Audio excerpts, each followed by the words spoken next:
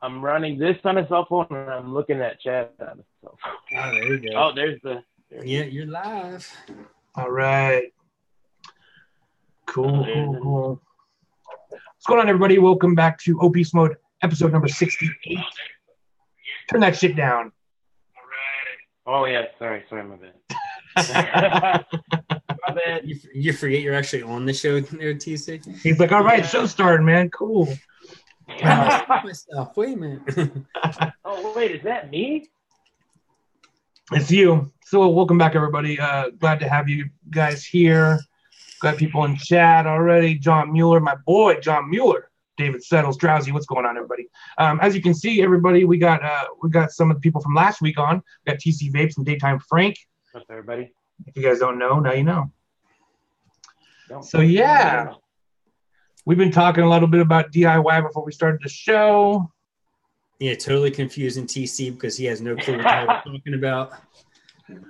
I tell you what, man, TC, you got to get down with that fucking DIY, man. It's all about it. Yeah, and I heard something's gonna happen in Minneapolis where it's like a 95% tax too. Oh, see, yeah, that's why you need to get on it, man. Maybe I can learn from you, Frank. Okay, anytime. If you guys don't know, man, go check out Frank's channel. He's got a lot of stuff based around DIY stuff, a lot of videos and stuff. Yeah. So go check them out. Yeah, I mean, DIY, the thing with DIY, everybody always says, like, oh, it's super cheap. You're going to save a lot of money, which you will. But, like, the reality is to start DIYing, it does take a little bit of a capital investment. It's about $100. Realistically, about $100, and you can make a bunch of good recipes. Yes, but you need to know what you want before you order flavors. That's the big thing. Is that the first time I just ordered a bunch of shit, and I didn't really have an idea of what I wanted. But now that I have like recipes that I have made over the last few years, I order specific things. But like, just know what you want if you're gonna order DIY stuff. Like what kind of flavors you like. Watch some videos. Do a lot of research because not all flavors are created equally. Which I ran into a huge problem because I could not get the butterscotch that I normally use. And I ordered from a reputable company, but like I ordered a butterscotch and their butterscotch absolutely ruined my flavor. Absolutely ruined it. It was so strong, so fucking overpowering that even at like 1%, it's all you could taste was butterscotch. So yeah, I think I would get frustrated very fast. Your regular butterscotch was probably Flavor West. Definitely was, yes. And you bought a Flavora. Yes. There you go. Yeah. Flavor West is a really good light butterscotch that will blend into the background and you won't even know it's there, which I like. But the other one, man, was just fucking punch you in the face butterscotch. Oh, yeah. Too much. But, it wasn't bad or anything, but it's like if you want a butterscotch flavor, then that's good for you, as a standalone liquid. It would work pretty well. But so I have a question in the chat. Somebody asked me, Trav, have you been meaning to ask me if I've ever gotten around to revisiting the original Milkman? I have. Okay, so I've actually made videos about this, but I just have never uploaded them because I can't. Just not coming out right. So we did a review on the original Milkman e-liquid years ago, and we fucking hated it. It was terrible. It was trash. Really? It was like the worst of the worst. It was very plasticky, very artificial, just a bad quality e-liquid, very, very dark, coil killer. But since then, Drip Club bought that company out. They own Milkman, that whole line. They revamped the flavor, like the recipe. They changed it. They've used way more quality ingredients. And I got to tell you, man, since Drip Club bought out Milkman, and they sent me some. Because they're like, hey, we saw this review. We think you might like it now, And so they sent it to me, and they were right. I fucking love it. Absolutely love it. I actually vape Milkman. It's in my regular rotation. It's one of the better flavors that Drip Club offers on their site, to be totally honest. I am in love with it. It is so good. It is absolutely wonderful.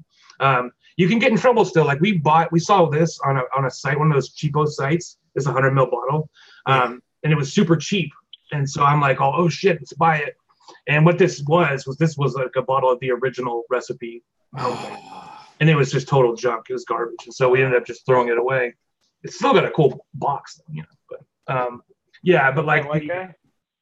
from Drip Club, you buy that shit. It is absolutely blockbuster, amazing flavor. All of their flavors, all the Milkman flavors, with the exception of Milky O's, which I think is a little bit too dirty for me. They're all pretty good. Mooney's is really good.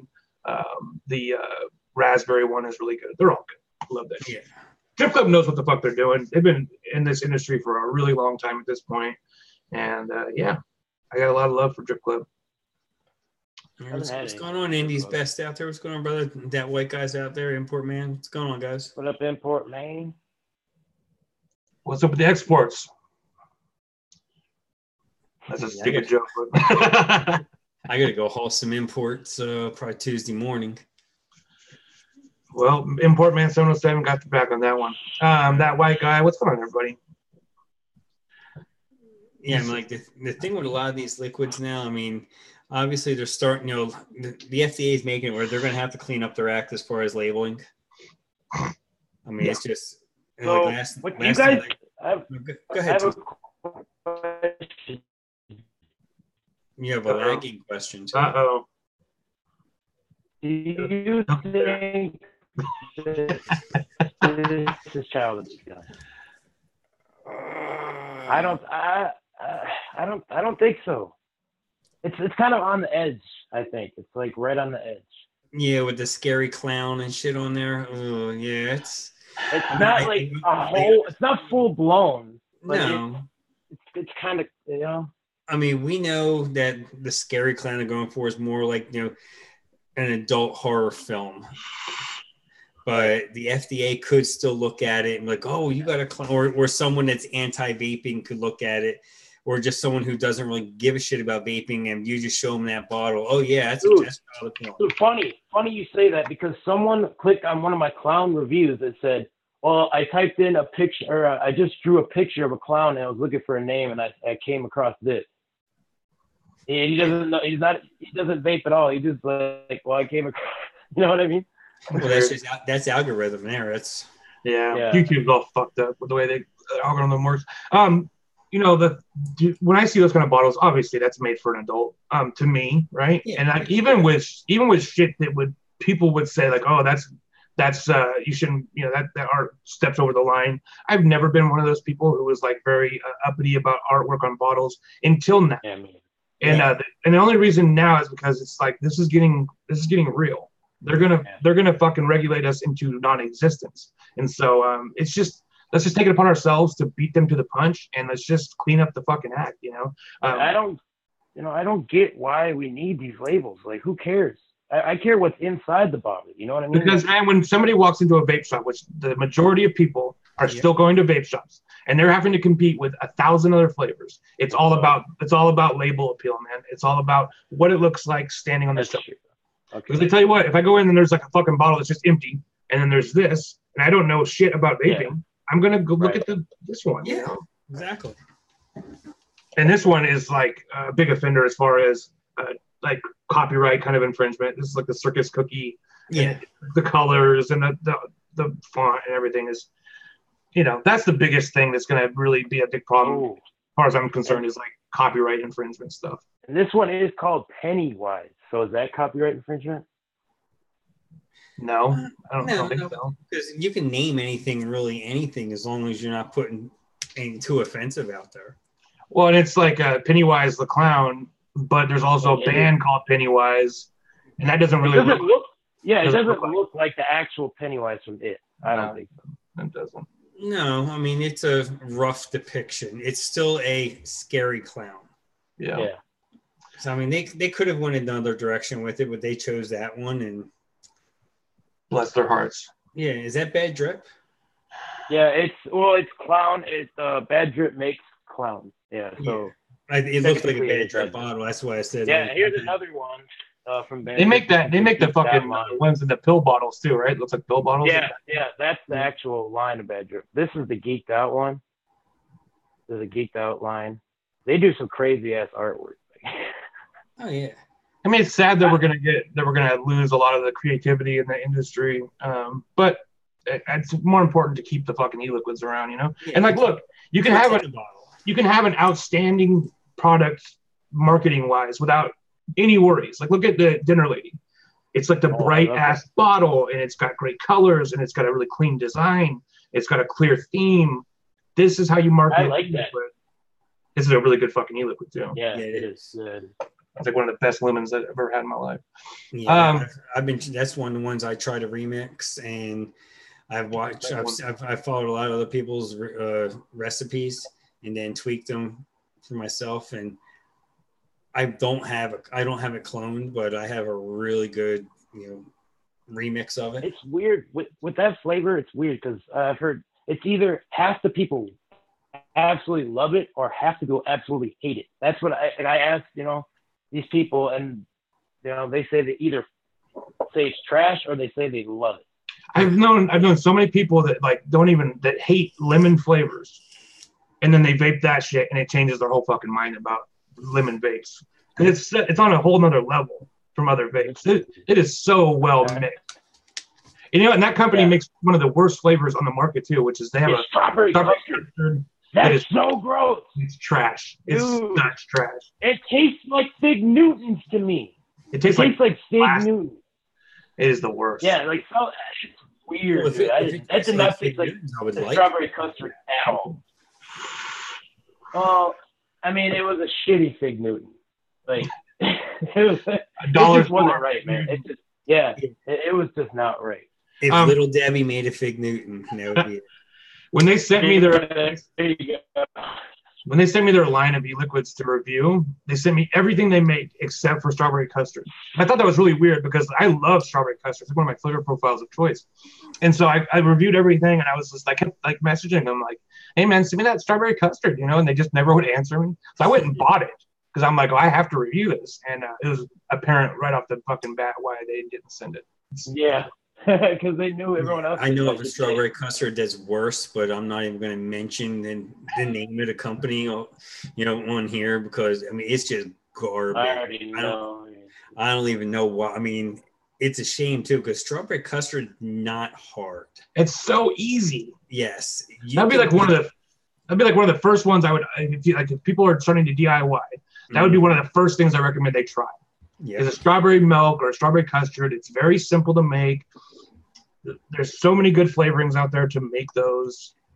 It just blew me away because I tried the lemon tart and then I was like, oh, this is good. So this strawberry custard's got to be good too. And it just this doesn't even taste anything like a strawberry custard. I was like, what? Yeah, I was so disappointed. My first DIY recipe was a strawberry milkshake. Yeah, that's the way to go. It was one of fresh strawberry milkshake. Yeah, fresh. Yeah, that's another thing I always recommend people who are trying to get into DIY is go look at other people's recipes and then just kind of change those to make what you want. Because if you're just starting from zero and you have no recipe to go off of at all, it's shit. It's not going to go well. It's not going to go well at all. No. This is what I tell people to do. Start watching Fresh, start watching Wayne Walker. I'm not, if you want to watch me, you might learn a thing or two. I don't know. But, watch DIYers, watch them, watch the popular ones, because you're probably going to learn more off of them than you are some of us. Well, I don't know, it's whatever. But, and then go on ELR, create an account, and start following these people that you're watching on YouTube. And, because they all have accounts over there. Yeah. They have tons of public recipes, and start looking at ones that you think you might like. Look at the rest. Look at how they describe the recipe, because most of the time, there's flavor, there's notes and all that describing what they're trying to do. And then you go to Nicotine River, and they have a starter kit. You get these 2 big buckets in the mail and everything, and it's like $85 if you buy a little bit extra Nick, a little bit extra VG, because you're going to screw up. You're going to throw shit away. Yep. But we want to keep that to a minimum. I have a question, Frank. Yeah. So I found with juices, some of the nicotine is complete shit, and something like this is the best nicotine I've had. So for DIY, how would that work? Is there different kind of nicotines you could buy? Yeah. Yeah, different companies. Is there shitty nicotines and really good nicotines? Oh, absolutely, yeah. Yes. Like the stuff I get is from a company here in North Carolina called Carolina Extracts. You pay a little more for it, but it is quality nicotine. I mean, in my opinion, it's actually more potent. I've actually had to turn down my percentages a little bit because I was nicking myself out and couldn't figure out why. Yep. They're 3 milligram. I had some juice that made me feel like crap. Like it just made me feel an upset stomach and like crazy. It could have been shitty nicotine. It could also be flavorings that are just not. And the flavoring was terrible too, though. But I think it was the nicotine. Yeah, Drowsy said Nude has great nicotine. Yes, they do. There's another website that they sell like hardware and shit too. But they also sell DIY stuff. What the fuck is the name of it? Oh my god. Express. No. Barn something. Liquid Barn. No. Liquid Barn is a good place to start too. They have some good stuff. You can get the one shots too. If you don't want to necessarily start mixing your own, they have like all Wayne Walker's one shots and a lot of other one shots over there. They have their own line of one shots, and you can just throw the one shot in, throw some VG in, and they have their pre-nicked VG too, so you don't have to worry about messing around with Nick. And also there's places like you can get pre-mixes from Adora e-liquid, and all you do is you add your nicotine. That's what this is, caramel apple crisp. Yeah.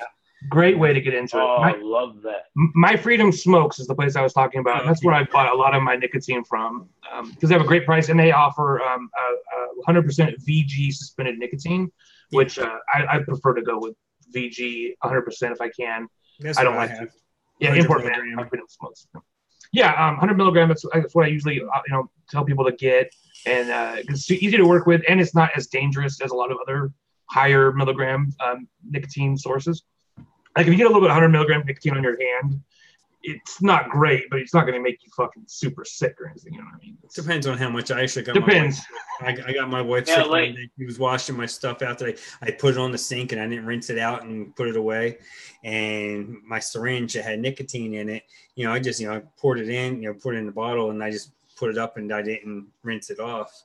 And she felt shitty for like the whole next day, and it's because he handled it. That's why I'm careful with those nicotine. You get it all over your hand and shit. Yeah, you can definitely 50 milligram, like that's. If I get any, I'm running to wash my hands. Yeah, that's why I usually get the 35 milligram salts because it just seems a little bit safer to me to have around in case somebody gets into it or something. You know what I mean? Yeah. Well, I got them for reviews, so I didn't really have a choice. That's true. Yeah, so My Freedom Smokes, that's a good place. Import Man 77, he said it as well. I want to say hello to some people in chat. Vape Rye, what up, dog? Rye, you're going to have to come back on the show one of these days, man. Miss you there, little. What up, Rye? Little sexy guy, you. Kenny B, Church, David Settles, all you guys are here. What up? Kenny B. And Nick River, great stuff as well. And there's like a lot of really good places to get nicotine, but there are some places that are shady. Yeah, I mean, Wizard Labs, if you're going to use it right away, their nicks, it's cheap and it's good. But 6 months from now, it's going to start getting funky on you unless it turns real quick. Yeah, they'll actually tell you put it in a glass bottle. So how does nicotine come? Is it like mixed with water or like what? How does it? No, either PG or VG. Okay. You can even get a 50-50 blend. A lot of times you'll get different blends, like the one that I have right now, because I just forgot to fucking put max VG on there when I ordered it. It's actually a 70-30, 70 VG, 30 PG mix. So depending on where you get it, there's going to be different mixes and shit. Just like an e-liquid, Yeah. I have no idea about DIY. I have no clue. It's so DIY. It's one of those things that's like it's intimidating from the outside until you get into it, and it's super easy. It's super easy. Just like building computers or anything else. It's like it sounds intimidating until you get into it, and it's building or installing coils was very intimidating, but now it's like second nature. Oh yeah, totally. Yeah. I remember I had a cloned Goon 22 that I bought in the vape shop for like $20. There's probably really 5 on Fast Tech, but they charged 20 for it. Totally. That's what their wholesale. Like, 100 of them, but I didn't know. And they sold me a Coil Master kit for like $40-$50. Brick and mortar. They got to pay their bills. They got to pay the bills. And I watched Fagan's. Yeah, you got to keep the lights on. Yeah, I actually watched Fagan's video on how to actually use the Coil Master kit. Take that 26 gauge Kanthal, 10 wraps on it. It was like a 0.5, 0.6 dual coil, and figured out how to put it in there and everything. And then I just put way too. Well, actually, I had to. They sold me the cotton squares. Actually, they gave them to me. They gave me just a pack of them. They're like, here. I was just going to buy them. They're like, oh, here, you can take them. I didn't know about peeling the backing. So Are you saying the Goon 22 is your first RDA? Yeah. Whoa, damn. It was a cloned 22. They need the authentic one. The authentic one wasn't even out yet. The clone came out before the authentic. No, man, that's just that ain't hard to build on. You want to know how hard to build on? Well, my first RDA. Though? My first RDA was the Patriot. It's a 3-post RDA that had 1 millimeter post holes. Oh, geez. Try to put a fucking dual coil on that son of a bitch. Yeah, right. There's no room for nothing. You can drill it. I drilled it all out though and shit. I drilled out the fucking airflow. I drilled out the fucking the first one I got. I actually have an authentic one. I bought an authentic one later just because I wanted to have, like, for like sentimental reasons, I wanted to have the authentic of my original RDA. But the one that I bought from one of those Chinese companies, and it came pre-drilled. Like, it had fucking 3 millimeter airflow holes on either side. The fucking post holes were all drilled out and shit. They made it good. It was like better. It was better from China than it was from the United States. But then I got the original one, and I don't know. In my mind, I just kept thinking like, oh, it's gonna have tons of airflow, and it's gonna have these great post holes. And I got it, and I was like, oh, fuck, this thing's junk. $60 piece of junk. Oh yeah. The Dude RDA is a pain in the ass, but I actually really, really like it. I really want the fucking Dude RDA so bad. Oh my god. I almost bought a loop last night. A loop? I have the loop coming, which is I'm really excited about it. Yeah, I was gonna buy it. Then the place was so busy last night though, and the guy kind of owns the shop. He was just like, "Yeah, come back when I'm not busy. We'll talk and probably get wholesale." That looks very interesting. That deck. Yeah, the loop. Yeah, that's the one of the W. Yep. Yeah. Some people, that's one of love it or hate it build decks from what people said. Yeah. Some people think it's the greatest thing they ever invented. Other people like it's fucking garbage. Yeah. So yeah, Drowsy like crack. Drowsy brings up a good point. He's talking about Hyper Reservist good shit. He said the UD IGO series. You guys probably don't remember, but UD was a company, it's a Chinese company, and back in the day, they were like the only ones who had RDAs and RTAs that were like authentic, but like affordable. The UD IGO W, I think, is like they're like one of the original affordable RDAs. Everybody had them back in the day. Like everybody had them, and they were junk, but like they were just kind of like synonymous with vaping. And another one we had kind of had to drill out a lot of shit. But UD has fallen off quite a bit. Like I don't even know what the fuck they make anymore. That's worth a shit. There was a time when UD, if you wanted a good RTA, like a rebuildable tank, they were the only show in town. Like if you wanted a good RTA for under $100, UD was like the only place to get one from. I still use my UD fucking Goliath tank all the time. Yeah, the only UD stuff I see on online anymore is like pre-built coils, maybe some wire spools, China crap. Yeah. Yeah, I don't think they really do very much anymore, which is a shame because they really they were one of the first ones to also reach out to Americans to design stuff for them. I forget the guy's name, but he was like he used to have a YouTube channel. Then he started working for different vape companies. He's a really cool guy. I'm friends with him on Facebook. I can't remember what his name is though, but he designed a lot of the RTAs for UD. They ended up ripping him off and shit, fucking him over. But they were like one of the first companies to really jump on that. And they just fell off quick. Raylo, Drowsy, yes, Raylo Vapes. He was the guy who designed a lot of their stuff. Yeah. So the dude Church says, didn't everyone declare it a piece of shit? I think so, but like just I still see it a ton on Instagram, and I love the way that builds look in it. And so even if I don't use it for vaping, it would be great just to like for putting coils in, taking pictures, if nothing else. Like I have tons. Yeah, they say massive voltage drop too. Yeah, I have tons of RDAs that I never use, but I take pictures on all the time. So that's one thing you see a lot more now is too that a lot of your bigger Instagram builders are starting to get RDAs sent to them just so they can put builds in them and take pictures and put them up. Vapori is one of those guys who gets, anytime there's a new RDA coming out, man, they always send him that shit. Yeah, Freddie's starting to get a lot of shit. Yeah, Freddie, definitely Nick Devine. Yeah. Oh, yeah, Devine for sure. Yeah.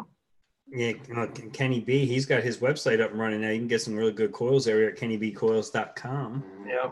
Go fucking spend some money with Kenny B. Mm-hmm. Yeah. All these guys, we've been so blessed to have all these guys come around and hang out with us. All these great coil builders, and to see them really progress over the last couple of years from being, coil builders to like fucking coil builders. You know what I mean? Huh? We saw your Instagram. You get all those new RDAs sent to you so you can make them look sexy. Oh, Kenny said that's how he got the loop. Nice. Definitely. What's up, that white guy? And Kenny's so fast that you'll get your tracking number before you make your payment. Boom. Fuck, that is fast. Yeah, that's pretty fast. So I'll just make some orders and then never pay. There you go. There you go. Church put the link out there. KennyBcoils.com. For all your coil needs. Have you used your fucking OBS engine 2 yet? No, I'm waiting next week. I'm going to get it done next week, and I want to film it first before I start using it. It's so good. I have to drain this because I'm actually filming all the up close section. I filmed the review. I haven't filmed the up close parts of it yet. I got to drain this fucker out and clean it out. So I'm filming that as soon as we're done. I was tempted today. To put the build in it. I'm going to use the coils that came with it because I don't have any good coils right now. I got to order some. Yeah, they're not terrible. The coils that came with it, they're not bad at all. Yeah, they sound not bad. Yeah, but that they came with the original one, they were fucking garbage. Yeah, those are junk, straight junk. Yeah. These though that I have in here are aliens. It's interesting to install coils in this thing. Yeah. But I kind of expected the coils that came with them to be angled a certain way, but they definitely weren't. They're just regular coils. So. Well, it kind of looks like they took a velocity deck and turned it on its side. Kind of. To me, it's just like I look at it like upside down. It's like because you're going in upside down, drop it. Thing. Just like so, they kind of went that way with it. Yeah, definitely. Or it's basically the opposite way you would drop in coils. Yeah, I mean it's kind of like an upside down postless deck. Right. Except with posts. Yeah, right. A post was styled. Yeah. Pinch and wake them up. Yeah, exactly. What? I just made another 100 ml bottle of my butterscotch reserve too, and I'm just like, I want to put it in this, but I don't. I didn't want to jump the gun. I really wanted have time and film it. And it is such a good RTA. It is such a. I don't even like RTAs. I'm such an RTA snob, but this fucker is so good. Yeah. No, Travis, did you have the original engine? Yeah, I had the OBS engine, the RTA. I also had the OBS engine sub-ohm tank, which is trash. Now, how does that compare to the original? It doesn't even compare. This is night and day. This is legitimately this is the best RTA for the price point on the market right now. If you want to get a better RTA than this, in my opinion, you're spending $150 because you're looking at things like the Squape. Like the Squape is, in my mind, the Squape is like the penultimate RTA, in my opinion. I love the Squape. I've always loved the Squape, but they're like 150 pounds, which is like you're talking like $200. Yeah, you're talking $200. Yep. So super expensive. Now that QP designs Fatality. Fatality.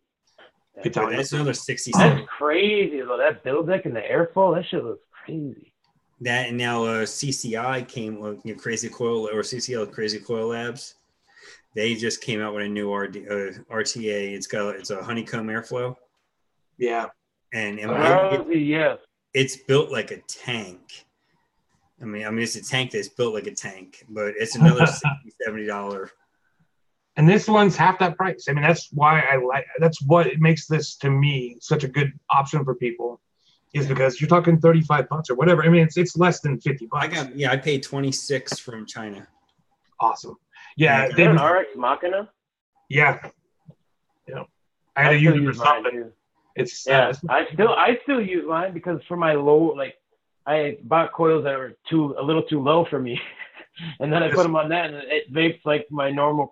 Yeah, this has some pretty severe voltage drop. Yeah. I did give this a good review though in my review, and I stand behind that because for the price, this is such a great entry level mech mod for people to get into. There you go. Yeah. It's safe. And it's short, dude. It's shorter than my V-God, and the V-God is an 18650. I mean, look at this. I got the Sandman here with an RDA, and this is with a fucking RTA on it, and it's damn near the same fucking height. So. Yeah. Oh wow. It's really short. Yeah, and it's just it's easy to use. It's got a 510 pin. It's not hybrid, so it's safe-ish. One of the TVL guys last night that was at the Cloud Comp, he had a mech mod that I'd never seen before. It was a broadside stacked 26650 mod. Wow. With a culvert or RDA on top. Oh, the 99. Yes. 99. Yeah. That's what it's called. It's the 99. Yeah. Yeah. I think it's a 30 millimeter. That was that was a fucking limited edition thing too. Yeah. Because there's no stack section; it's all one piece. So I'm looking at this. Yeah, right. I'm looking at this RTA that Drowsy said is up there. It's the Aqua Reboot Futoon, and it looks pretty nice. I hear that's really good RTA. And it's $35. That's around the same. It has that weird internal airflow. Yeah. Well, no, it looks like it has. Look at the airflow though. Like it cuts down from the inside. Yeah, it does, but I mean, like when you try to cut it down, it actually cuts down the airflow on the deck instead of on the outside. That's a trick. That makes sense. Like it cuts down, like on, right under your coils. It actually cuts that down instead of on the outside. Glide airflow control system. It does. It cuts down the internal airflow. Yep. That's wild. Now, that way, I guess you wouldn't get I guess you wouldn't get a less turbulent vape if you're going to turn it down if you're cutting it off from the inside because you're still having the full outside coming in. So has goblin like airflow. Yeah, totally. All right. And now that the new Mike Vapes one, the intake that for a single coil. Oh yeah. That looks good. Yeah, that's a genius design. I'm getting fucking tired of single coil shit, but it looks. I don't like. It does look good. For the single coil lovers, but I'm starting to really get after I got my my little Nano. I really started liking single coil. Oh, I like it to read wicked change flavors and stuff, but for like my daily banger, I can't do it. If I could put the right build in it, I build single coils all the time for shit just like that. But if it has like the right enough space, a lot of times what I find with single coil or different devices is that they really reduce the deck size, which helps with flavor and shit, in theory. But like if you're gonna give me only one coil, let me put a fucking coil in there. Put some beef in. 4x5. I don't. You know what? This is another thing that we just ran into problems with is that I never wrap coils over 2.5 millimeters. Because I use mech mods and I want instantaneous vape. I hate ramp up time. It's like my enemy. And so I wrap usually around as number 0 screwdriver, which is about 2.2 millimeters. Mm-hmm. So we just got all these cotton threads for review. The ones that have the little fucking orange. 3 millimeter. They're 3 millimeter only. Yeah, and it's so frustrating. So they gave us a bag of regular cotton as well, which is actually really good. So I've been using that, but I made coils specifically for us to use with it. I'm not a big 3 millimeter. Some people love those giant fucking diameter coils. Yeah. But you think a 3 millimeter 6-core Alien .09 would have a slow ramp up? 3 millimeter inner diameter? No, not with 6 fucking wires. Fucking 6 cores. .09, 3 millimeter inner diameter. Yeah, the 6 cores is what does it, man. Yeah. Parallel is what cuts down. If I'm gonna make a 3 millimeter coil, it's always gonna be in parallel because that's how you cut down that ramp time. Oh yeah. It's all about them parallel coils.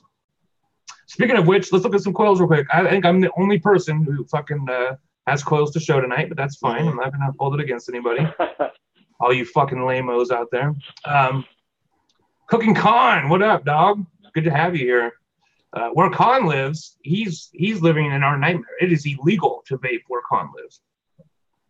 Was that Indonesia? Indonesia, yeah. Pretty sure. Con, right? Indonesia? He'll tell us. Yeah, it's a nightmare. You know, he's a fucking outlaw where he lives. So, It was in Thailand too, I think, is illegal to vape now. yeah, and I'm not sure exactly where Colin lives. He'll tell us though. But it's one of those countries. Yeah, I think it is illegal in a few different places actually. Okay, let me share the screen here. Get everything going. Boom. Okay, you like my desktop there? Bombshell. Oh. That's actually an e-liquid. Yeah. Okay. Yeah, I've been meaning to contact Vapecraft. I'm gonna get some of that stuff. Vapecraft is a pretty cool. Wait, company. Vapecraft makes Bombshell? Oh yeah. Oh, I didn't know that. They make a They ton. made the stunner. They made the stunner. Yeah. Okay, so here's one of my builds that I made. This is a parallel coil. It's a really low ohm one. It's just a piece of Clapton wire next to a piece of round wire, fused Clapton or flat wire fused Clapton. Let me move this thing out of the way. I had some extra wire laying around, so I put together a couple little 3 wrappers. And here's another angle of that same coil. That's a beefy ass coil. Yeah, that's beefy. It's a junkyard coil. It's actually really small. It's a very diminutive little coil. It looks big here, but it's small. It's what, 2 millimeters said? 2.2.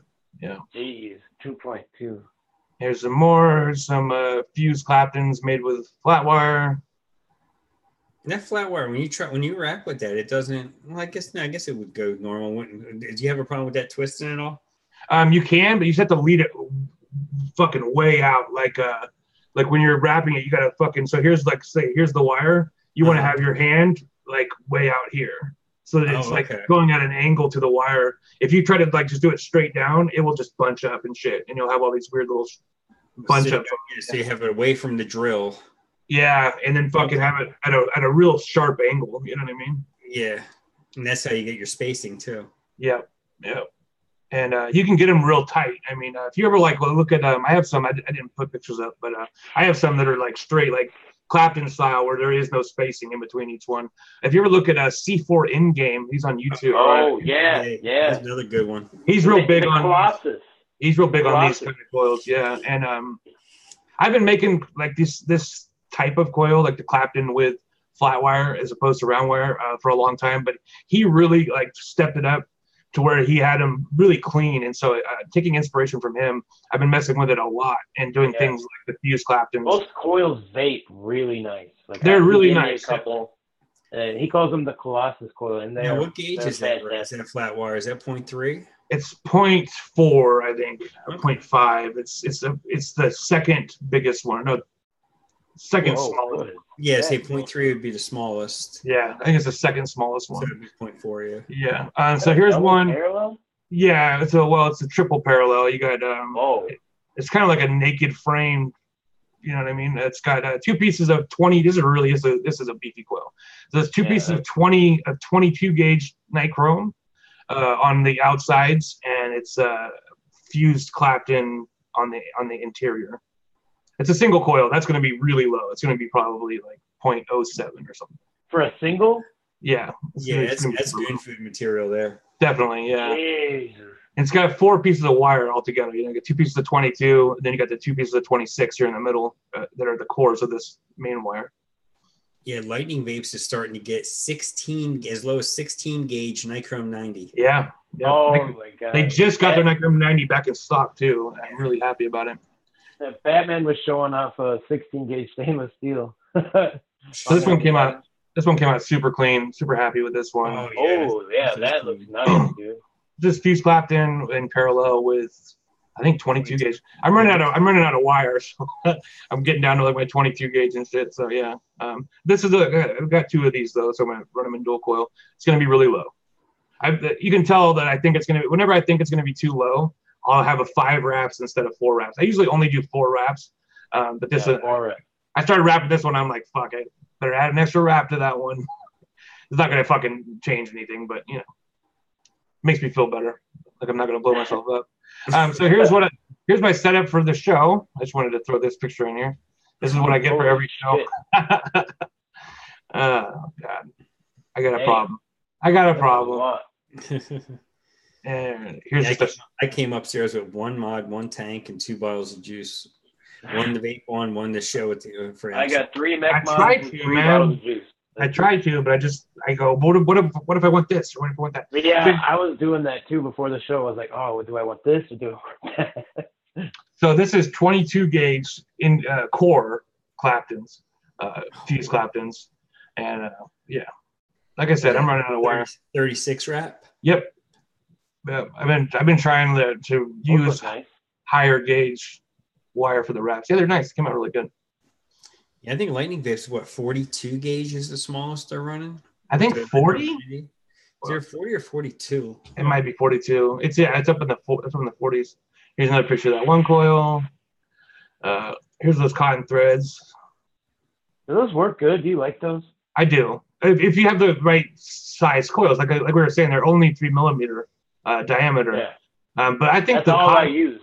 The cotton is really good quality. I don't think these threads are the best value proposition because you get 20 of them in a pack. Yeah. And that's only 10. That's only 10 builds. If you single, that's 20. Yeah. Or I was thinking like you could loop one around to both coils, but actually, I do that. What I saw is that it just the best part of the wick is in the middle part, and so I don't know. So I've been using 2 of them at a time, and I don't know. Yeah, I think their cotton is really good, and so if you're not big on Cotton Bacon Prime, this is something else to try.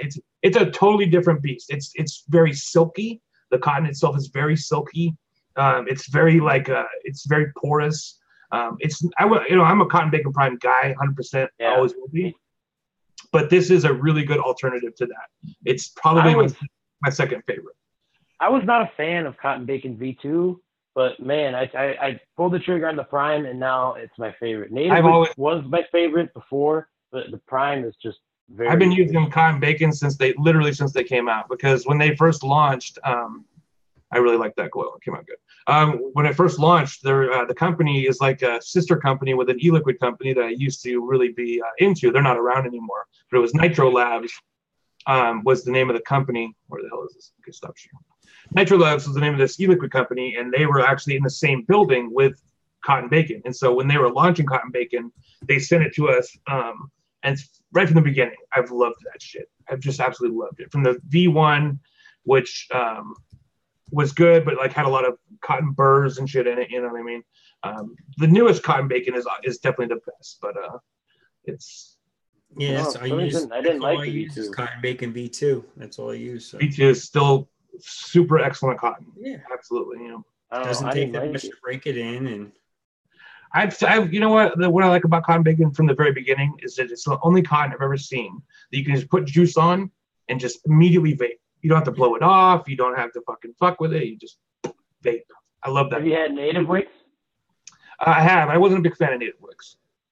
It tasted a little bit. It had a flavor to me, and that's a big no-no for me since I'm doing a lot of juice reviews. I want something to be totally neutral, absolutely no flavor added. Yeah, that's what I had the problem with those. I had the same problem with V2. It was kind of weird.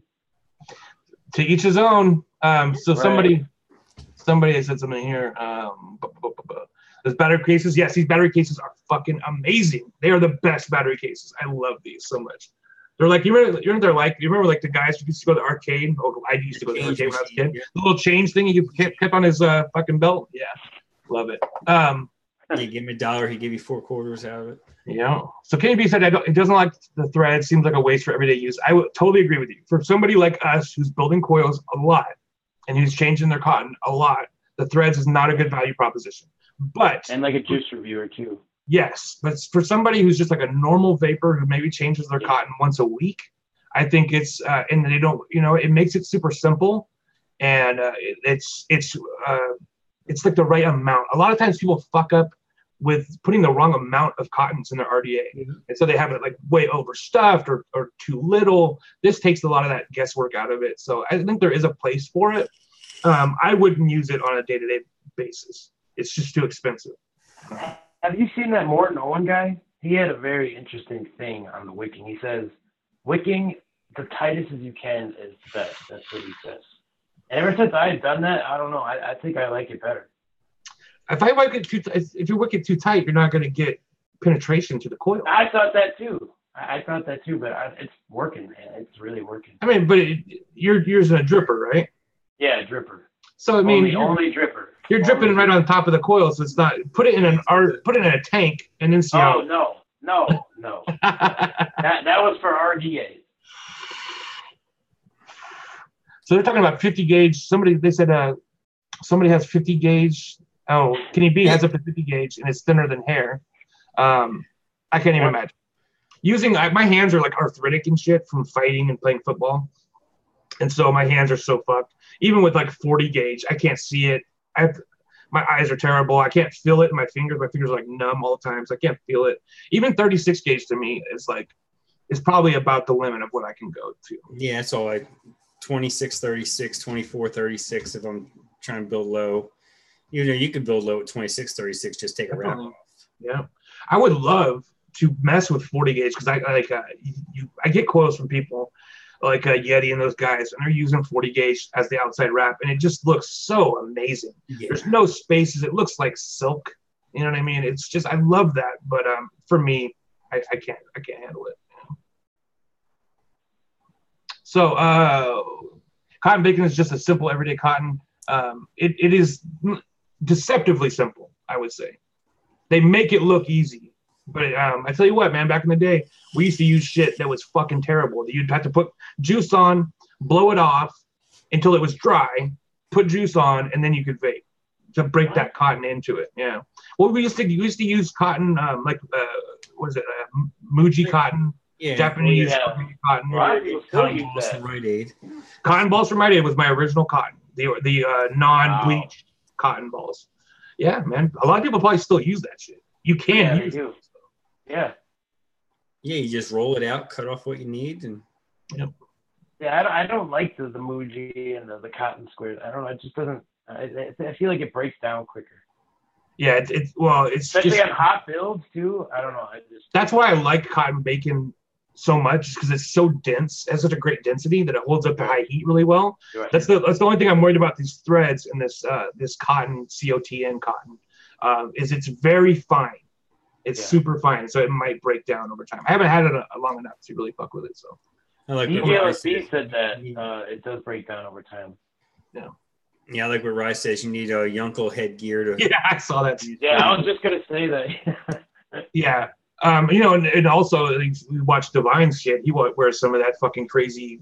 Jewelers stuff and all that. You need that. I mean, you have to have that. Yeah. And he's a young guy too, and he still needs it. Well, when you're using stuff that's literally smaller than hair, yeah, you can't see that shit. So. Yeah, he's like 26, 27. He's like as old as my oldest daughter. Don't you just fucking hate him for that? Yeah. Oh, thanks. I'm younger than him, so don't. I know. I fucking hate you for it. I remember being that age, and it was just like, boom, done. I'm old now. I'm a fucking old. Yeah, it's going so quick. It's like, man, 18 was like a year ago. Well, in your case, literally 18 was a fucking year ago. Yeah. Well, no, I'm 24. Ooh. You look 34. No, I don't. Burn. I look like I look like I'm 16. Oh my God. Stella Cotton. You guys remember that shit? Oh, you guys probably don't remember that. Kenny B brought it up. There was this shit that came out a while ago. It was like a cotton that wouldn't burn. Fuck, what the hell? They had like a brand name for it. There was this. It was like cotton, but it wasn't really cotton. But anyways, what you could do, there was like it wasn't cotton. It was like a thread. It was like a rope, wasn't it? Yeah, and what you could do is you could put that shit in there, and you could literally like have it just fucking like red hot coils, no juice, burning that shit, and it would never burn. And so to like clean off your RDA and shit, people would just fucking burn it, just like burn until it was just like burn off, catch it on fire and shit, and let it burn off, and then fucking kind of wipe it off. Ugh. I don't trust shit like that. To me, that's a little fucking sketchy. Yeah. And what about that Angle Rabbit? Fucking right. I'm Asian, trust me, a bit squinty, and it's 2020. Silica. Oh God. I remember fucking wrapping coils around silica. Like that was fucking really early on in my vape experience. Wrapping like 28 gauge wire as my coil. I remember when 28 gauge was like the standard people used, like 28 gauge 7 wraps. That was your coil. Not a good thing. How long you been vaping for? Since 2011. Wow. Okay. So Yeah, 7 you were in years. middle school. Been for a long time. It's amazing how quickly this industry has really evolved. Because I tell you what, going back that far, and that's not even like as far back as it goes, obviously. I mean, vaping's been around for a really long time. Grimm Green's had a YouTube channel about vaping since 2009. But like just in my time being here, like the amount of change that we've seen has just been staggering. But some things have remained. Mech mods are more popular now than they've ever been, but they've always been a big part of my vaping. Like I was going back and looking at my old Facebook shit from like, that time, 2011, that kind of stuff. And I've been using mech mods the whole time. Man.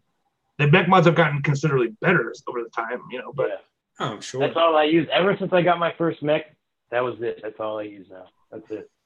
Back then, I was like, but everybody was scared of exploding. And so everybody would always say, like, never go below 0.5. Don't go below 0.5, like half an ohm. Vaping with a fucking mech mod at 0.5 is a very unsatisfying experience. And so I remember, like, slowly pushing, like, the boundaries, like, because, like, everybody was scaring the shit out of me about it. But I remember, like, going down to, like, 0.1 and, like, being so terrified that when I hit that button, it was going to, like, just fucking rupture into fucking flames. And when I realized it was just bullshit, with good batteries, obviously, don't use shitty batteries, but with a good battery, you can rock really low ohms. So. Especially things with nowadays, like a 30T with 35 amps, you can rock. I rock 0.08, no problem. That doesn't even get hot. I'm really looking forward to. We're moving towards. Some people in the industry, like Eric Hutchinson, who's like a big mech mod guy. He's done a lot of design for like HDNE, those kind of guys, right? But he, on his Instagram, he had a LiPo that he had kind of built into a mech mod, and the LiPo had like a 150 amp limit, like continuous rating at 150 amps, and it had a 250 amp pulse limit. Holy shit. And he's like, right now it looks shitty because I just basically had this stuck to the side of a fucking mech mod. He said, but in the future, I have ideas to like make this into a mod. And so, I mean, that's the future that we can look forward to. And obviously, those cells are not as very stable compared to like an 18650. But with those kind of fucking limits, man, could you imagine? You can't. There's nothing you can build. Yeah. Right. You can build that's going to be that low. That's going to take advantage of 150 amps.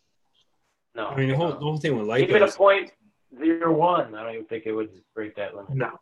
I mean, we've seen issues with LiPos though in DNA boxes and stuff like that. I mean, if you can get LiPo that's that's consistently built right, and then that'd be awesome. But that's a big if, and I think it's never going to be like a mass market thing where we're handing out LiPo fucking battery packs to idiots. But for me, I mean, I would love to have that, and to be able to like just stick whatever I want. Cool. And the power output for those things is higher than 4 volts as well. I forget exactly what it is, but that would be it's more than 4 volts. It's a hot vape, And somebody said, Kenny B said, Eric is a nut, but has a great mind. Yeah, for sure. He's a fucking nut. You guys go watch his Instagram. He's a fucking nut. But the guy's he's a genius, man. He's a genius. So John Mueller started 2009, but dual use to 2013. That's a pretty common thing. Yeah. Kenny B had the Screwdriver as one of his first mechs. That's an old ass fucking mod. Hell yeah. Don Juan Coils is in the chat. What's up, D? What's up, JC? Motherfucking Juan, what up, dog? Where's your coils for this week? Yeah, you already asked. What the hell? Goody started 2011. A lot of us 2011ers out there. I started January 2nd, 2016. It's never too late to start. Nope. 1860D isn't going anywhere. Yeah, I agree with that. It's still the standard. Then they're the most mass-produced of all the cells that we use. They're always going to be. They're use them for a ton of different things, and so they're just readily available. And they're a good stable cell. I love 18650s, but like 2700s and 21700s and 2650s. Those are gonna get more and more popular. And like the fact that this Sandman mod that just came out recently only takes 18650s is one of the biggest complaints I have about it. Yeah. Right.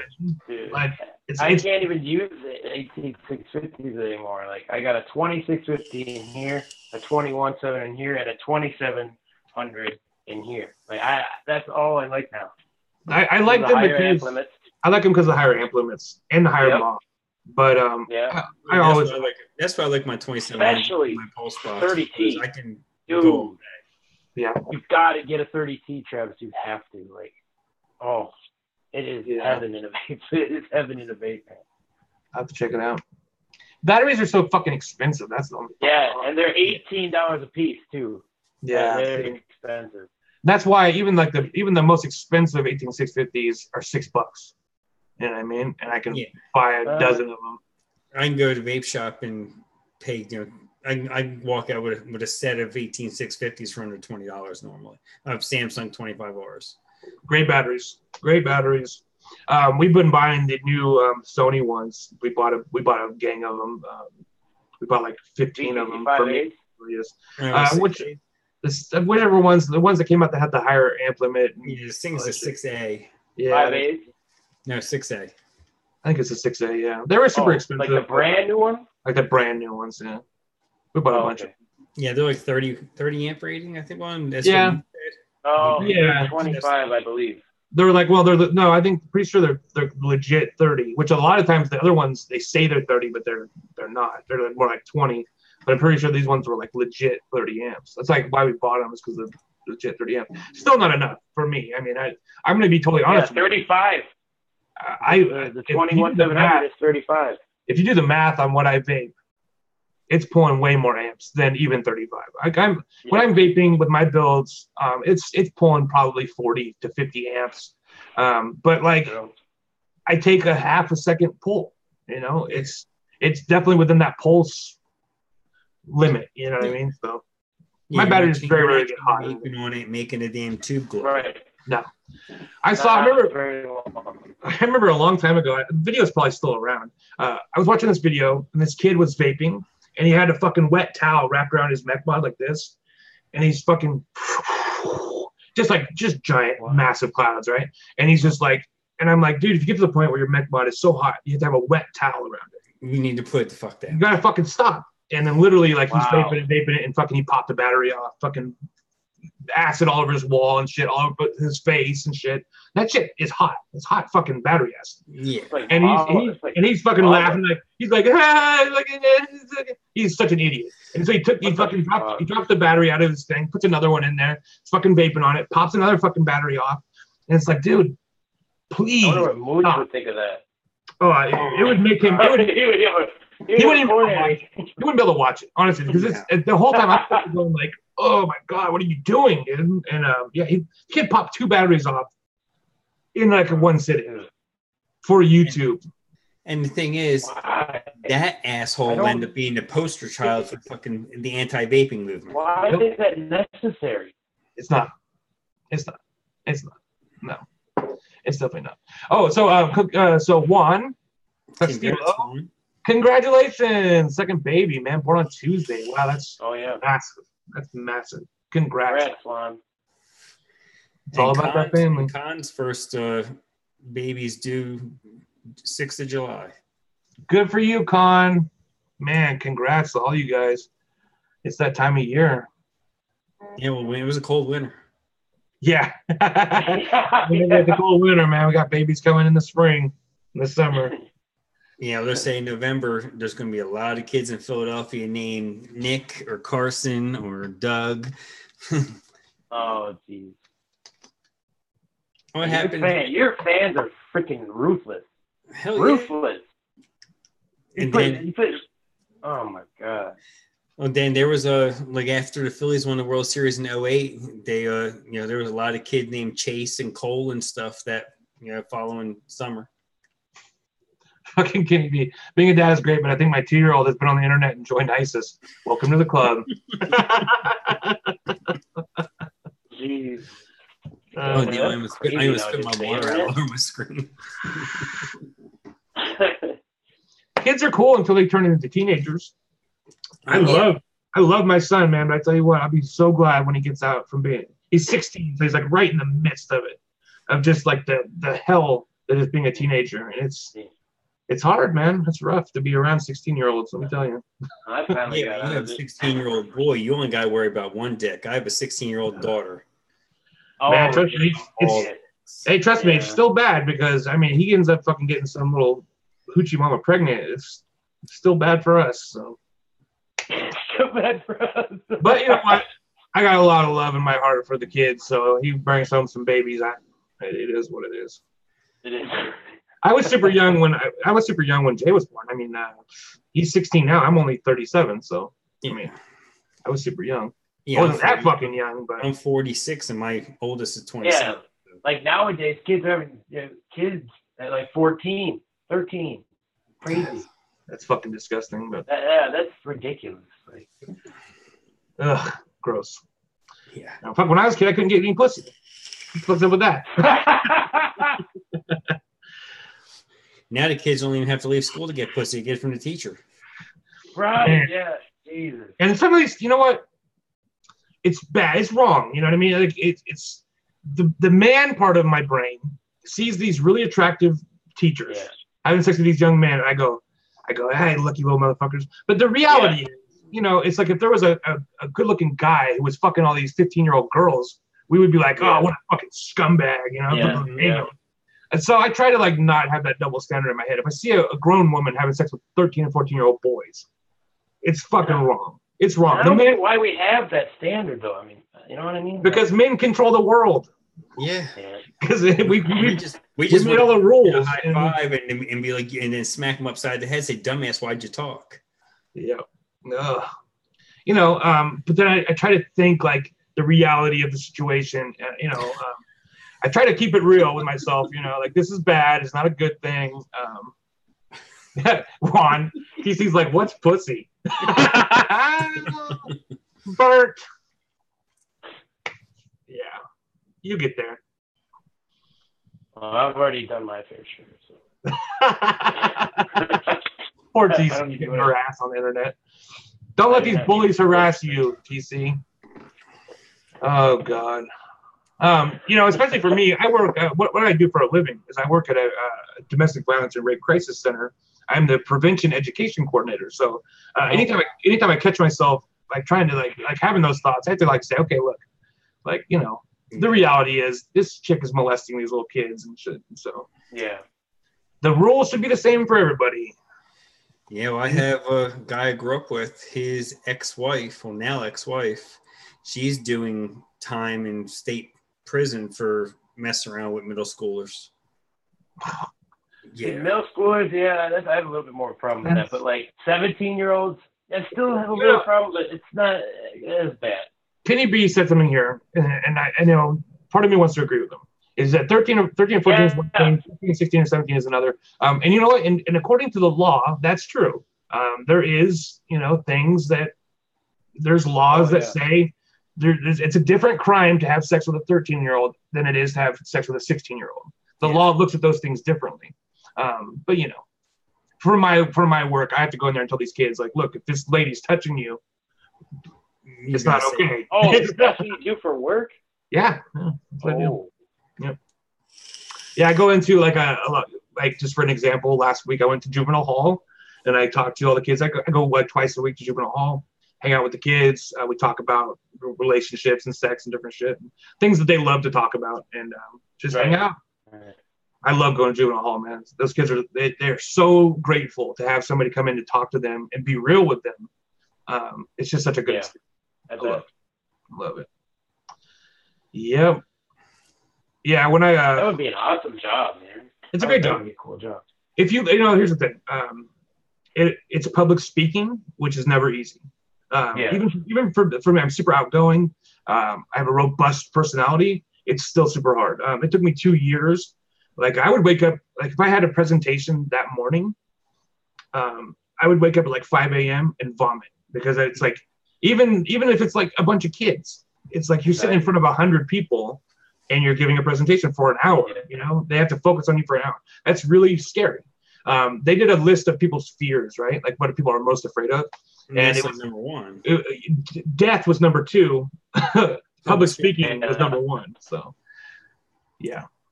Yeah, because the thing is, you're looking at your audience, so you can see their reaction. Number two? Yeah. Yeah, death is number two. Yeah.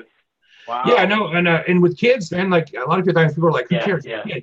Kids are the hardest audience. Oh, They don't put up with bullshit. If they think you're full of shit, they're going to immediately tune you out. They're going to call you out on it. Yeah. Yeah, they'll call you out. And it's like the worst thing for me is like, okay, they calling me out. That's one thing. I can handle an argument with somebody. But it's like when they're like, just like, and like you can see them like get on their phone. That's when I know I'm not doing my fucking job right. So I try to pump up the jams.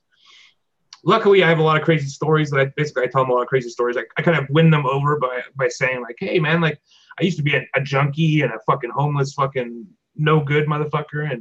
And now I'm here, you know? And so then that kind of gets them interested. And then I go, but don't do any of these things. Don't be touching each other's genitals. It's a little bit more complicated. $20 is $20. So yeah, that's what I do. I do that. That's my main, just like my main job.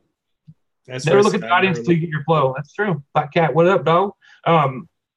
He's been everywhere today. He's been in and out of all the chats. He was in mine earlier today, and he is everywhere, stalking us like a cat. His wife made him clean the house today, though. So. She had to whip out. Veronica was going to kick his ass. He's growing so fast. He's like over 1,000 already. Yeah, he's getting big. Well, he goes live 17 times a week. Yeah. Yeah. Live content is the way to grow, man. It really is. Oh yeah. It really is. You get more of like a personal connection to a lot of your audience. Mm-hmm. You know, which I made a lot of friends through the chat and through people being on the show, and you've seen, like we talked about this before, you see people in the chat develop friendships week to week that like they become friends outside of the show. Yep. Which is always amazing too. So you end up getting friend requests on Facebook or on Instagram. They're sending you messages and sending you dick pics. You don't really want them, but that's why I love this community, man. That's why I love it. The dick pics? No. Yeah, I love the dick pics. Just send them all over. Flood TC's Instagram. Flood TC's Instagram with dick pics. Thank you. Dick Enberg. Dick. Yeah, regularity. There's some things that YouTube. I mean, first off, the algorithm favors regularity, big time. Like if you're uploading regular content, YouTube's algorithm definitely does look kindly on that. But there's something, for some reason we just never caught on. Like our channel, we've been doing this for like 4 years and we have like 3,000 subscribers. So just, some people sometimes just does not kick in. Yeah. Mine's been consistently growing. It's organic. This month, it seems like it slowed down a little bit, but I guess when you get in that DIY subsection of vaping, you can only really grow so much so fast. You're growing a lot faster than I did. It's just, there is a ceiling to a lot of the content that we make, and it seems like a lot of the guys who we just missed getting in at the time where basically if you were doing it, you were going to get a big audience. Because there's a lot of guys who make content now. I'm not going to name any names, but there's a lot of guys who make content now who aren't doing anything special, but they got in at the right time. They got in on the ground floor. So basically they got in. If you had a YouTube channel about vaping, you were going to get subscribers. Yeah. It was like the Renaissance period of it. Yep. Yeah. Nowadays, there's just so many, it's just flooded with, channels now. Yeah. And you know what? And I feel a little bit responsible for part of this is that when me and Josh started Overdose Vapes, there was no channel dedicated to e-liquid reviews. It was like there would be some e-liquid reviews on some channels, but the primary focus was always hardware. And so we got in thinking like, hey, this will be really great. He then lost his channel? What? Yeah. No way. And you want to talk about losing a channel? You can't even find his comments. Wow. You can't even search him.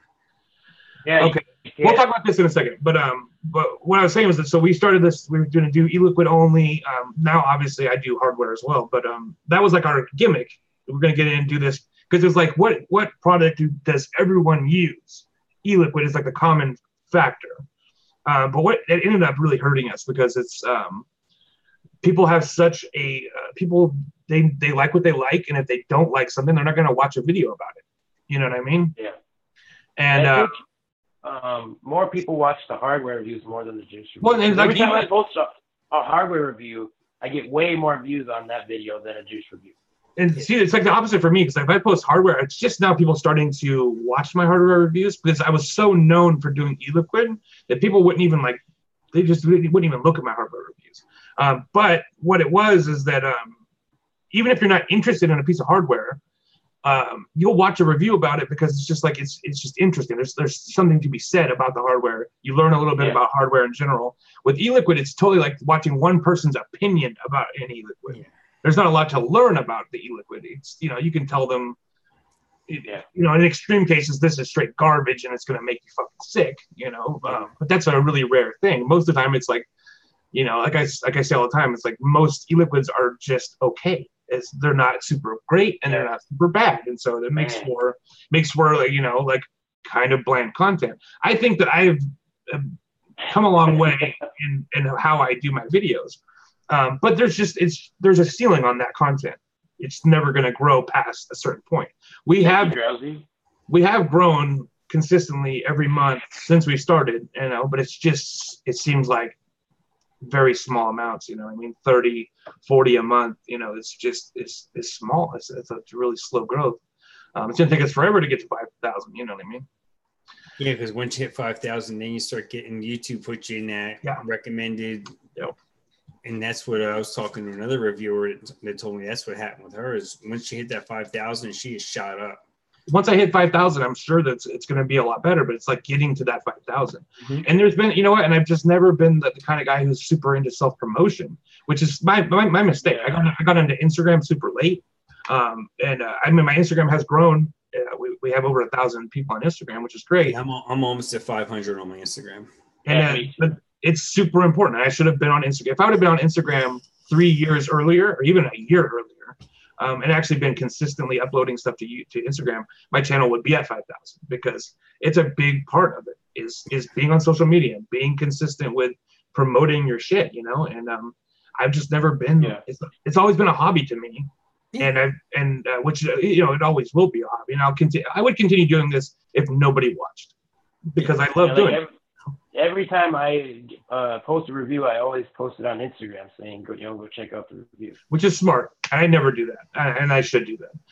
So let's talk a little bit about this. I had no idea that Heathen lost his channel. So what happened? Does anybody know what happened? They're not quite. Google or YouTube hasn't even given Billy an explanation. They do not know why his channel's gone, but they aren't doing anything. As far as what he had said when he did an Instagram video about it. They basically aren't giving him any answers and don't know. They don't even know what happened. And you know what? And they don't give a shit because you know what? He doesn't have a million subscribers. Right. They're not going to go out of their way to help him. I was amazed. He had 70, 80,000 now. He was. Yeah. I mean, he's a bigger channel, but in the grand scheme of things. In the grand scheme, it ain't shit. It ain't shit. No. And I was really surprised. Yeah. I was really surprised Wendy Vapes got her channel back. You guys don't know Wendy lost her channel? Yeah, but she got hers back, and maybe he'll get his back, But like the reason why we're streaming on this channel, we got a strike for doing a stupid CBD review. That was a joke, But it's CBD, it's super legal, not illegal at all. Yeah. They gave us a strike for that. Whatever. It is what it is. But like everybody got that. Like Tia Bates got 2 strikes. Yeah. And a lot of channels got shut down. What's her name? Alex from Assassin, whatever her channel's name, like Assassin. She got her shit taken down, and she's not even trying to repair it. Foolish got his taken down. Yeah, and that's the second Wendy got her channel back, and I searched Foolish, and he didn't get his channel back. No, and I think she got hers back because somebody did something, or there was some kind of behind the scenes somebody knew somebody kind of thing. It had to be, because there's no way. Channels this small, man. It's like trying to contact anybody on YouTube. Impossible. Yeah. I was on a network for years, and the only reason I was on the network was for things like this. If I needed to contact YouTube, they had people that they could call at YouTube, like literally call and talk to. The week before I got my strike, my network dropped us. They said, well, YouTube's changing things, and you have to reapply for partnership. Then you can reapply to be on the network. And then we got our strike. And so I don't know if like YouTube called all these networks and said, hey, if you have any vape content on your networks, you might want to get rid of them, because we're gonna demonetize them, and we're gonna shit all over them. But then after I got my strike, literally every video I've put up since my strike, they have not demonetized. It's been green all the way up, monetized. And like, so I don't know what's going on. YouTube, I don't think even YouTube really knows what's going on. The yeah. This Top Jet bullshit, like, God, man. Everything's crazy. I don't know why they did that. Yeah. Like, why? Here's an idea from Drowsy. I'm not too sure on the truth of him getting his channel banned temporary to hype up the Drop Dead, but yeah, that's what's going around. Could be. I mean, I don't know how you would do that, erasing your channel temporarily, but yeah. No. I don't know. You never know. We don't know. So Yeah. I know. He did. I remember. I like some of the stuff that he does. I've never really watched a lot of his content, but he's done a lot. And I remember the one thing I saw of him. There was that young kid who came out on YouTube and he blew up. He was a vapor. I forget what his name was. He's still around, I think. And he has like 250,000 subscribers, like overnight. This kid blew up, super big, super young. D starts with a D. I'm not sure. Okay. Wow. Okay. Yeah. Okay. Makes a lot of sense. That happens a lot. But yeah. The young kid, I saw he didn't do a video basically where he's like calling this kid out for no reason. And I remember thinking like that's because he was like basically it just felt like he was a little bit jealous of this kid. And he's like, if you're over 21 or whatever, that's cool, but like show us that you're over 21. And it's like this kid, Donnie Smokes, that's what it was. Yeah, Donnie Smokes. Yeah, that's what I was trying to say, but I didn't know. The kid makes trash content, whatever, right? And obviously there was some crazy shit going on there, but like it just felt weird that he was like kind of calling him out, because it's like those kind of people just need to ignore, it turns out that Donnie Smokes, he was so freaking stupid, he didn't realize that he was bought and paid for by the big tobacco anti-vaping deal. Definitely. Yeah. That's exactly what we need. Pretty much set him up to look like an ass. Yeah, vaping Nick Phelps and RDAs and stuff. That's... Well, and then is a really young kid. Mm-hmm. You know what I mean? Like that's what they want people to think of as vapors. Oh yeah. And you're right. Big tobacco, man. That's exactly the image they want. He was the face of everything that was wrong, and they paid big money to make sure he got publicity. That makes so much sense. We're in a dirty fight. I mean, we're in a really dirty fight. And we have to start. What I heard yesterday, I realized how dirty the politics of it is. Yep. With here in North Carolina, where we were that close to getting a flavor ban put in and not be able to do anything about it, and we wouldn't know who voted for it, who voted against it, or anything, because here the budget is sealed and is kept quiet. Oh, it's so scary. And the only way we were able to get our lobbyist was able to get that taken out of the bill was he went to the people that he had to go to in Raleigh and said, fine, you want to put this in? Well, then you have to have a teacher, basically a vaping education teacher, anti-tobacco teacher in every school in the state. And that's like a $30,000-$40,000 a year job. And if you have 50 schools in your county, you have to hire 50, and that's $2 million. And like, okay, yeah. They backed off on it, man. Yeah. Sean Carlo, what up, Carlo? Gee. Yeah, get you some of that Bali song. He's got so many good fucking liquids over there. Dude, and he's in New York. I mean, New York's a friggin' headache right now. Yep, that's the next battleground, man. People don't understand how real this is, you know. And like when you're talking about Big Tobacco fronting people like Donnie Smokes without him even realizing it, you know, that shit's real. Big Tobacco has an infinite source of revenue, right? Yeah. They have infinite dollars, and so they can do things that we like, things that sound conspiratorial, things that sound wacky. Yeah.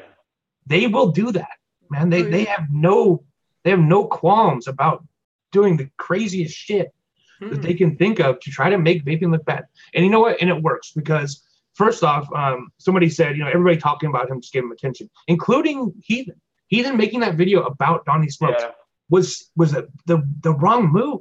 It was just the wrong move. Yeah. Don't talk about him. Don't add him to everybody's mind, you know. Let him burn out on his own because he would have burnt out. Yeah, I was asked to do a video. I'm like, no, why? I'm not giving a kid attention. What do you do when you have a bratty kid? You fucking ignore him. You ignore him. And that's what I do. Him. Yeah. And that's exactly what would have happened, you know, over time. You know, and you know, and for the most part, I never even heard of him until Heathen's video. And so, I'd heard about him not long before that, but you know, yeah, I heard about him when he had I was on a live stream and then a suggested video it said Donnie Smokes. He had only 8K and he was just chilling in his car in the live stream. I was okay, this is stupid. I clicked off, and then 2 weeks later he has 200K. I'm like, and that's shady right there. Okay, I don't know if it's all. Okay, so I mean, there's ways to get subscribers without getting real subscribers. You know, I get emails not every day, but I have gotten emails you know, every couple weeks where it'll be like, you know, here, boost your numbers and shit. And you look into that, that's some shady shit. That's some shady shit. Yeah. And you can do it with Instagram too. Yeah, I get that all the time. I get it more with Instagram. Yeah, I get it a lot on Instagram. It's like, what is this? Go away.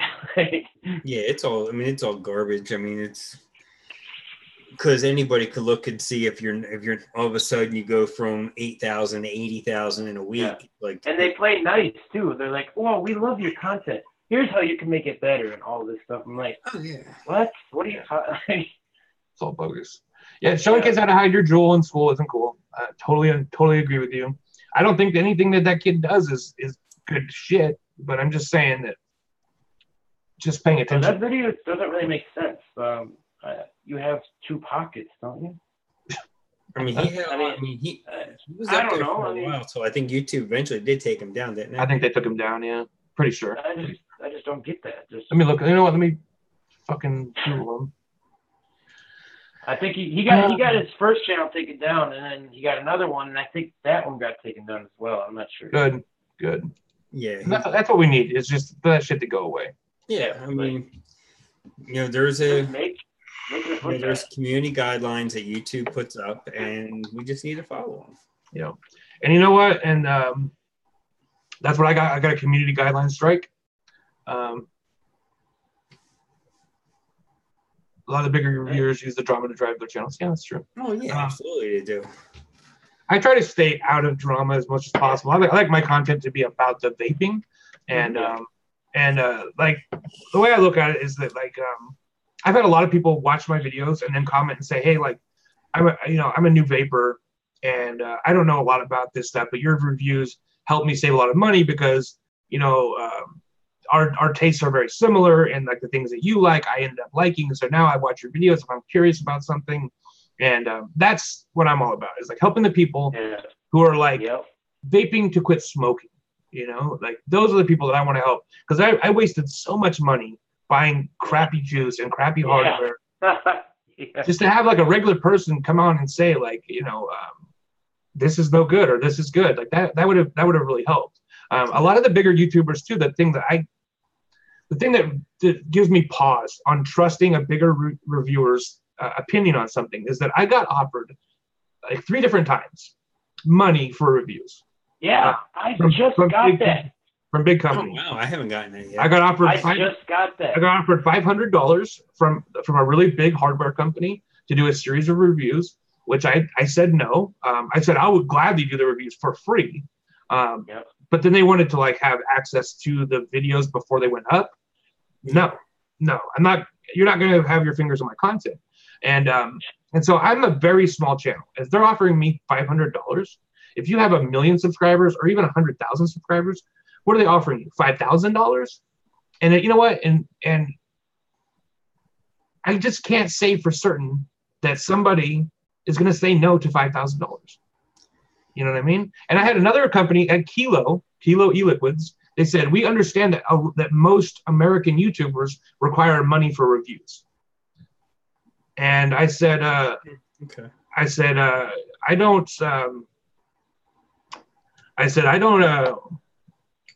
require money for reviews. And they're like, well, how much would you like us to pay you?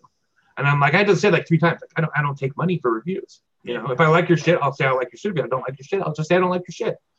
It's that easy, And they were cool about it. They were like, because they were coming at it from like, well, we understand this is the way that it is. Well, yeah. You have full-time reviewers that, they go ahead and they, it's their job. So yeah, they're not doing it for free. And like John Carlos just said, if you think these dudes sit in their rooms all day making videos for free, you're a dummy. But there's a way to monetize yourself without compromising what you do. So first off, you make money from YouTube. Not a lot, but you do make money from YouTube. Second, do brand deals, right? Don't review products, but do product showcases. Like if you want to take money from a company, do it with the intention that I took money from this company and they're sponsoring this content.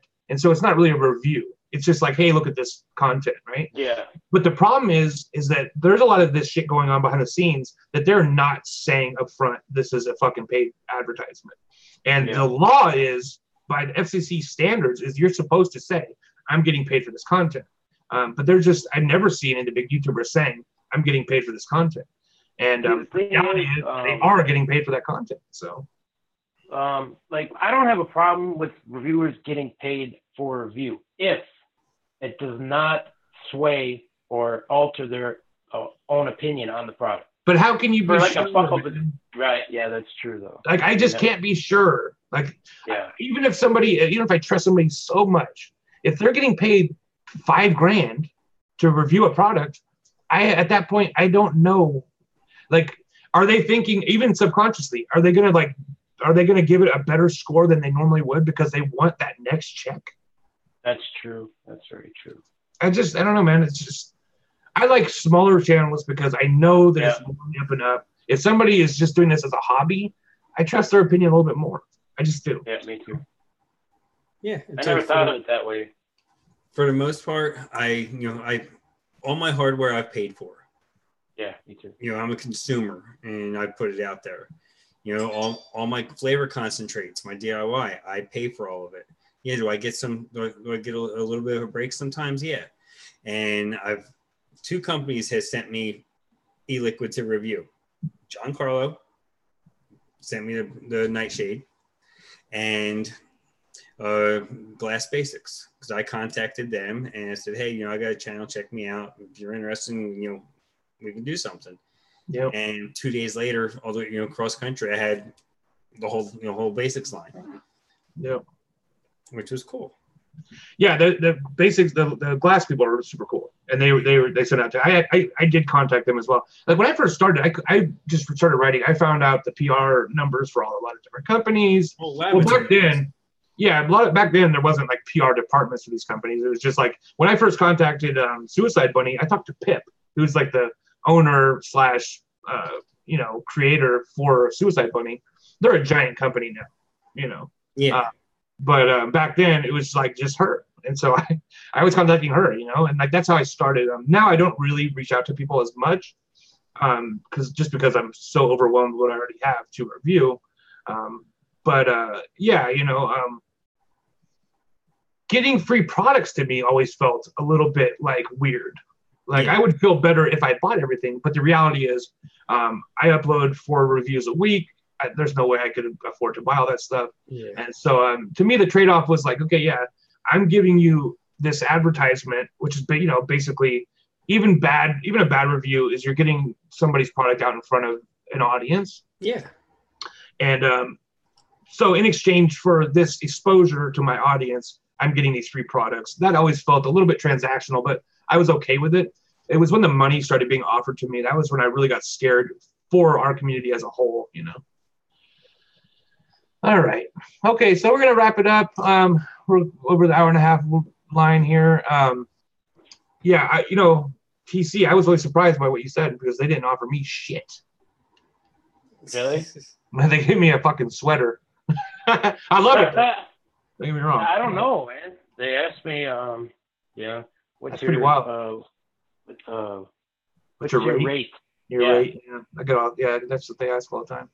Fucking pretty crazy. I was like, no, just give me what you want me to the review. Man, that's wild.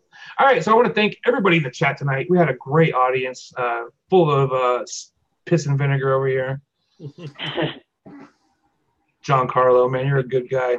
I love watching. Giancarlo's always got such good input to all of these topics. So, Juan, Cooking Con, John Mueller, Drowsy, Easy Rider, Kenny B, John Mueller. Did I say John Mueller? Well, John Mueller again. Church, Chevy Man. Who else we got? We had a bunch of people up in here. Jay Jerry, Indy's best. Oh God, Black Cat, White Face. We had Vape Rye. Christine, Beauty and the Vape. We had Beauty and the Vape. Nikki B was out there for a little bit. Nikki B. We had all the good folks out here. You know what I love about YouTube now is all these live streams. Like the chat gets saved with live streams now. Yeah. Yeah, I like that a lot. Oh, I love it, man. So much of a live show is in the chat. Yeah. Right. So I would never watch live shows like replays. Yeah. But now, since there's a chat there, I can see what's going on. Yeah, it's so just Because we interact with the chat. You know what I mean? Like the panel interacts with the chat. So if you can't see the chat, you really don't know. You know. You miss so much of it. Yeah. Right. You're only getting one side of the conversation. Yeah. Keith Black was here. I didn't even see Keith. What up? He's a good guy too. Everybody in this chat, man, all good people. All Day Vape. What up? Oh, God. Cosmic. Oh, Train Sonic. What up, dog? So many people sneak in here. I don't even see them. Oh, I didn't even know Sonic popped in. There's just everybody. Import Man. All you guys are here. And I want to thank the great panel we had tonight. We had Daytime Frank from Daytime Frank's Reviews. Go check them out on YouTube. And also TC Vapes. Go ahead and tell them where they can find you, Frank. You can find me, right here on YouTube, Daytime Frank, doing DIY, some hardware reviews and some juice reviews will be coming shortly. Trying to find the time to do it when you work 70 hours in 6 days, it makes it tough. Yes. I do want to give a couple shout outs though. Adore Liquid, get you some of that, was it caramel apple crisp? $16.99 for a 30 ml concentrate. You can make your own. With all these possible flavor bands looming, it's something you're going to want to learn how to do. Go check this guy out. Go check out Giancarlo. Get you some of that Bali song. Awesome peanut butter and banana. So it's phenomenal. It's a killer. It's a killer. One of my favorites. Good stuff there. Give them a lot of love. Get that Nightshade over there on Ducky's line. Get that Disco Java, one of the best coffees out there. Actually turned me on the coffee vapes. That shit's so good, yeah. Yeah. You can find me on Instagram. Find me on ELR, ATF. You can pick up some recipes. FDA100k.com. Yep. Everybody go put your little 2 cents in. We got a month extension. Well, they create a month extension because they can't get their shit together and get all the comments approved in time. So they pushed it back. So we got that going on. Make sure you check your states. New York got blindsided by this. Yep. And it's going through fast. It's up to Cuomo now to just throw a signature on it and it's done. Now, there could be appeals and all that, but appeals cost a shit ton of money and there's no guarantees. San Francisco, they're done. They all need to move to Oakland. Yep. San Francisco, and we had time too. That's the thing about San Francisco. It wasn't overnight. There was months and months of this coming. We knew it was coming, and we did everything we could to fight. It was a San Francisco, it was a city thing. So that was that San Francisco. It was a much smaller localized problem. Whereas the New York thing, that's New York State, right? Yeah, it's the whole state. Yeah. 400 and something miles one way on the New York Thruway. Plus, you got it's a large state, a lot of huge population, a lot of people. Yeah. Yeah. Easy Rider said he put his comment in on a third day and still not approved. Yeah, they're so far behind. And when you do your comment, don't hashtag, don't tag nobody. Just tell them why Just Tobacco Flavors and Menthol Flavors didn't do it for you. Why you wanted caramel and apple, why you wanted peanut butter and banana, why you want gummy bears, why do you want strawberry custard? Yeah, if the New York flavor ban happens, we're done. Yep, exactly. Yeah, man, it sucks, and it's gonna start an avalanche effect where both coasts now. Oh yeah, the coasts always lead the way with good stuff and bad. Middle. And it'll start coming towards the middle, and it's going to be bad, I'm right in the middle. Yeah. And Cooking Con said, they banned and opened up the black market, which, I mean, that will obviously happen, but it's going to really hurt us as a community. And more importantly, it's going to help smokers, people who haven't come to vaping yet, which we talked about a little bit in the beginning. I think we did it before the show started, but the thing that's happening now, it's not us. Like, I know how to DIY. I'll be able to make my own e-liquid. It's not going to hurt me, right? But it's for the smoker who lives in San Francisco, who doesn't know about going online to shop, or just hasn't thought about that. It has a roadblock in between him and vaping. They're not going to start vaping, right? A smoker will take the easiest route. If they can't get to a vape shop to look around to see what they have, to get recommendations, they're not gonna do it. They're going to continue. That's how I started. That's exactly how I started. Yep. That's how most people start. Yeah, all of us. Well, Travis, when you started, really wasn't vape shops, yet. Really, there might have been like a tobacco shop that may have had some kind of, cig-alike type of. Well, what I call them was the bong and dildo stores. Yeah. The bong and dildo stores had vaping stuff in them, but no, I got them secondhand through a friend who got them online. But vape shops are so important. They're just so important. And smokers, they're going to look for every excuse in the world to not quit. Yes. And now they have a built-in excuse in places like New York, possibly New York, and what they have in San Francisco. Yep. Oh, I'm just going to go, spend $15 for a pack of my Marlboro Reds because I can't, I don't leave the city. They public transportation or whatever, and they don't know about online. They won't know what to buy. Yep. And now that they can't walk into a vape shop and get any guidance on that. Yep. It's a fucking shame. It's really, really a shame. So definitely go do the leave your comments. And here's the thing: be coherent. Don't be aggressive and shitty towards them. They suck. We all know they suck. But like, we need to put our best foot forward and be articulate and have intelligent. Have an intelligent argument about why this is important. Spell check your shit. Don't make it look like a 12-year-old wrote it, because that's what they want. TC, why don't you go ahead and tell them where they can find you? I am TC Reviews. You can find me here on YouTube at TC Reviews. You can also follow me on Instagram at all lowercase TC_vapes. Thanks for having me on, man. Excellent. Yeah, and I want to give a shout out to of course, to Adore E-Liquid for making for all the things that she does for the community and just for making killer e-liquids. And being one of the front runners in doing things like, the concentrates, Hybrid Reserve, which might be more and more important as time goes on. So, much love to Dawn, also to Giancarlo and to Ducky. They're making great products, and I really hope that that things go good in New York, man. Because, God damn it, man, that's just the worst case scenario. And things to look forward to on the channel coming up in the next couple of weeks. I have reviews coming for OBS Engine 2. I have reviews coming for the Sandman mod. I have reviews coming for the Panther RDA from EH Pro.